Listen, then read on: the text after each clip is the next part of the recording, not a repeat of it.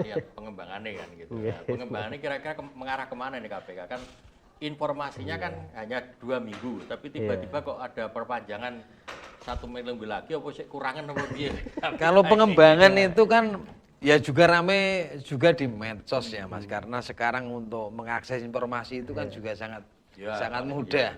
Jadi kalau tidak salah itu kemarin juga ada beberapa orang yang dipanggil untuk melengkapi apa itu ya terkait dengan yang dilakukan oleh KPK itu kalau tidak salah di Polresta Pati itu ya ada beberapa orang. Itu kan mungkin pengembangan yang akan dilakukan terus oleh KPK.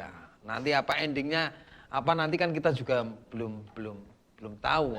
Kira-kira pengembangannya itu khusus hanya terkait kasus pengadaan perangkat desa, pengisian, atau kira-kira melebar juga ke kasus-kasus yang lain, karena kita tuh kadang-kadang berpikirnya nak kelas perangkat desa itu kelas kecil lah, kelas kecil ini hitungannya tapi kok tiba-tiba jadi kasus nasional gitu loh. Kalau orang berpikir biasanya nak KPK itu kan proyek kan gitu kan kayak yang menjerat Pak Dewa di Direktorat Jenderal Kereta Api itu kan masalah proyek. Ini tiba-tiba kok orang melihatnya kan wah perangkat desa CPT, tapi padahal memang dari duitnya gede kan. Tapi kan mungkin saja bisa terjadi itu karena sudah beberapa lama atau beberapa waktu itu ya mungkin ada laporan dari warga ataupun pemantauan dari KPK sendiri, karena di Pati itu kan tidak hanya 1 kali atau 2 kali ini pengadaan perangkat desa. Jadi ya kebetulan pas tahun ini itu kita tidak menyebutkan lah itu kan mungkin sebuah hal yang akan dilakukan oleh KPK kan mungkin sudah punya aturannya sendiri kan gitu ya. Jadi kita sebagai warga Pati itu melihatnya bahwa KPK berlama-lama di Pati ini ada apa kan gitu. Apakah perangkat disotok? Iya. Kalau lihat profiling anggaran yang ditangkap itu kan juga kecil kan. 2, sekian M kan gitu. 2,6. Ya artinya dalam konteks kapasitasnya KPK itu kan proyek kecil kan begitu. Tetapi juga yang beredar yang kami dengar itu bahwa itu kan memang yang kelompok situ saja, kelompok Kecamatan Jaken itu kan gitu. Tetapi di kelompok kecamatan yang lain itu kan juga terjadi sebenarnya. Versi yang beredar tidak hanya di Jaken. Tidak hanya di Jaken. Berarti di 21 kecamatan itu bahkan juga ada. Kalau menurut cerita-ceritanya orang di banyak tempat itu bahwa ada semacam persepakatan antar mereka itu bahwa deadline untuk mengumpulkan ini adalah tanggal 21 Januari, Mas. Jadi artinya bahwa kalau begitu berarti situasi seperti yang terjadi tidak hanya di Jaken saja, tetapi juga di tempat-tempat lain. Makanya kemudian KPK menghitung kalau ternyata lowongan perangkat desa tahun ini adalah 300 sekian itu, dikalikan dengan misalkan tarifnya seperti itu kan berarti kan akan menjadi angka yang besar kan gitu. Dan itu terjadi di tingkat yang paling bawah di desa itu. Nah, saya mengasumsikan bahwa kenapa KPK kemudian konsen itu KPK ingin membuat semacam profiling praktek korupsi di tingkat yang paling bawah itu seperti apa. Dan itu yang paling gampang dia temukan itu di sini gitu kan, di Pati itu kan, karena dia dapat semuanya kan, buktinya, videonya ada, kemudian peredarannya juga ada, pembicaraan ini dan pembicaraan soal itu kan sangat terbuka kalau di kita itu kan, di masyarakat. Oh biasa, jenenge perangkat desa itu kan sudah jadi pembicaraan biasa. Tapi bagi tersangkanya kayaknya nggak membanggakan ya.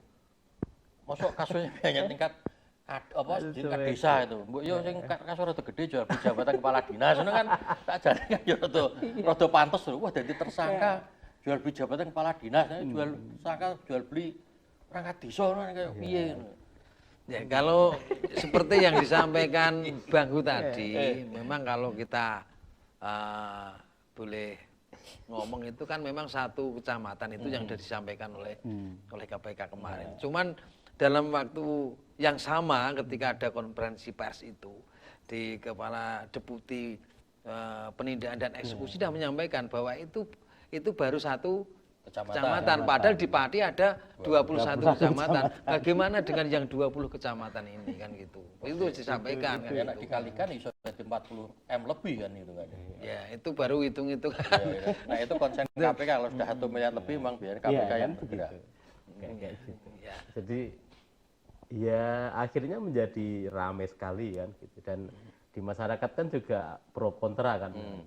Ini kan karena orang tidak suka dengan bupati dan sebagainya kan gitu, dan saya kira ya tidak bisa dibatasi begitu gitu.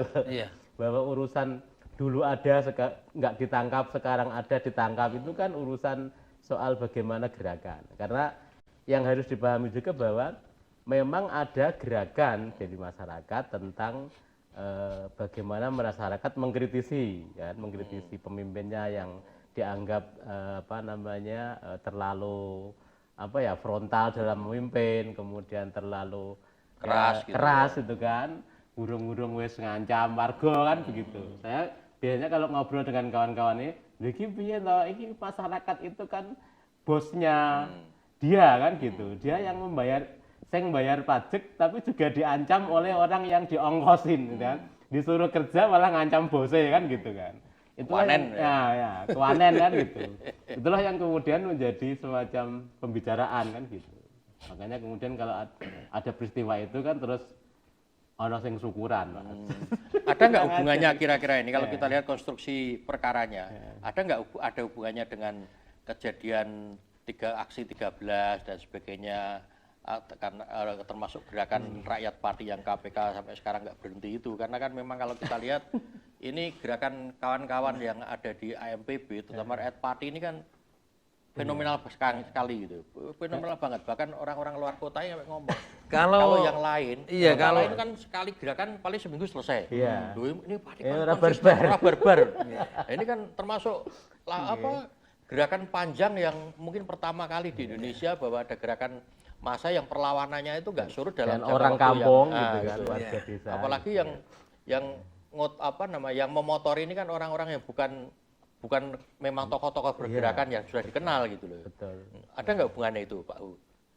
Pak U ini kan yang lebih tahu gitu kan. Jadi mengikuti mereka. Kalau saya ngecek itu kan gini, pasca teman-teman tidak berhasil di pemakzulan. Yang di DPRD itu kan sebenarnya kan gerakannya kan setengah mengecil ya, karena stres lah ya, frustasi gitu kan. Tetapi kemudian menjadi menguat lagi karena kawannya ditangkap kan gitu.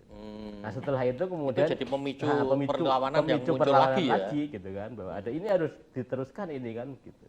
Nah saya melihat itu ini ada hubungannya karena begini, saya menemukan dokumen suratnya AMPB kepada KPK bahwa KPK itu di surat itu, dan itu diterima oleh KPK, di surat itu KPK diultimatum sama AMPB. Pokoknya kalau sampai tanggal 19 Agustus itu tahun depan.